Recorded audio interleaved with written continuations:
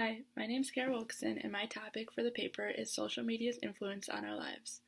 My research questions that I came up with are: how has social media influenced people's news use, and how can we distinguish fake news from real news? This is important because we use social media daily as a news source. We are more dependent on social media for our news source today rather than paper sources such as the newspaper. Also, the way the news is viewed through social media and how it influences us is a big deal. Some significant studies were my first one from Borrell, where he states that the majority of misinformation, propaganda, and fake news that exists on the internet are what his article is about. It states how fake news is intentionally meant to mislead based on false, misinterpreted, or manipulated facts, and followers can also use it to spread reputable legacy media outlets. My next source is from Burkhart, and in his article, he states how the power of fake news to mislead information and misinform has been made evident around the world and has become very prominent in recent months. Social media platforms such as Facebook, Twitter, and Instagram are the main way of how fake news spreads. Individuals have the responsibility to protect themselves from fake news, and it is essential to teach ourselves and others to be critical consumers of news. My third source from Crate. In his article, he discusses the trends of social media posts in which people have a hard time trying to figure out if it actually is the real news or fake news. The article offers tips to find real news, which includes examining the author, checking the reliability of the source, and considering the emotions evoked by the story. In Swift's article, my last article, he discusses the author's perceptions on the growth of fake news spreading on social media. It mentions different stories regarding manipulating misinformation in the news through fake social media accounts and emphasizes on how publishers regain the trust of readers after creating fake stories. My first main finding was that fact checkers and journalists try their best to surface facts, but there are just too many lies and too few of us. This is from Borrell's article.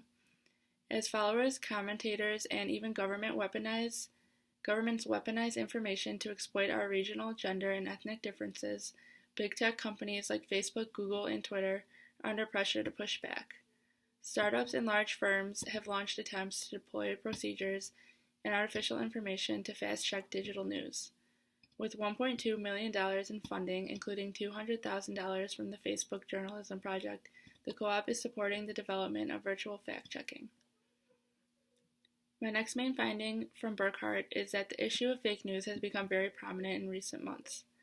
Its power to mislead and misinform has been made evident around the world. While fake news is not a new phenomenon, the means by which it is spread has changed in both speed and magnitude. Social media platforms such as Facebook, Twitter, and Instagram are fertile ground for the spread of fake news. My next finding from Crate is between social media posts, random Google searches, and the prevalence of Wikipedia, how is anyone supposed to know the difference between fact and fiction? Unlike 20 years ago, today's news is reported in real time and is often dictated not only by what is happening in the world, but what audience wants to hear and see. Educators are charged with not only teaching students how to find accurate and reliable information, but also modeling that same behavior in their own lives.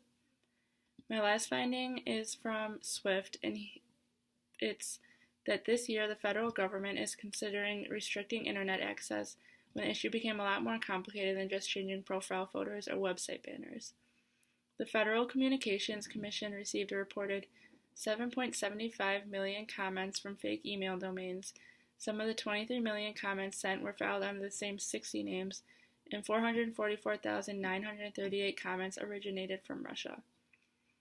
In conclusion, my final paper is going to be about fake news and social media and trying to distinguish what is true and what isn't. I envision my paper to be developed with an introduction about my topic, then the body talking in depth about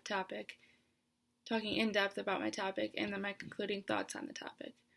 The expectations for the final paper will be a lot of information about distinguishing real and fake news in the social medias. Thank you.